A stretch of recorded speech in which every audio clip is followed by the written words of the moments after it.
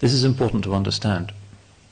Frequently Islam is accused of fatalism, whereas science, the basic aqidah of modernity, is, at least according to the uninformed, a good basis for affirming human dignity on the basis of our own free choice.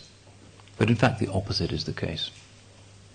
If the material world is all that exists, then our consciousness is just another part of the material world.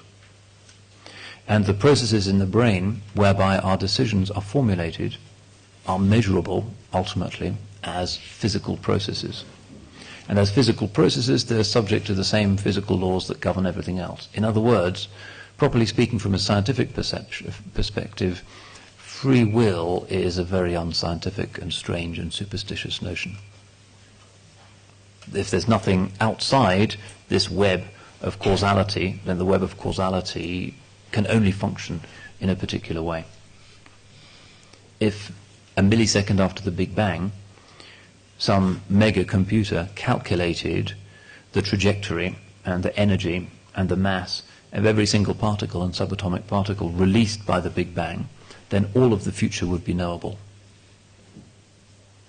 And this is emphasized by the particle physicists and string theorists who speak of supraluminary particles, that is to say tachyons, particles that travel faster than the speed of light, which at least theoretically have been proven. If they move faster than the speed of light, according to the theory of relativity, that means they go back in time.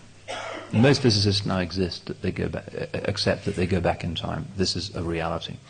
If that is the case, then our current reality is not just the product of a concatenation of physical processes in time before the current moment, but is also the consequence of things happening in the future, which has the philosophical consequence of forcing us to accept that the future already exists. It's not just a space of unrealized possibilities, it is a reality no less than is the past. And if that is the case, then the idea of free will clearly has no meaning. It is pure superstition, wishful thinking.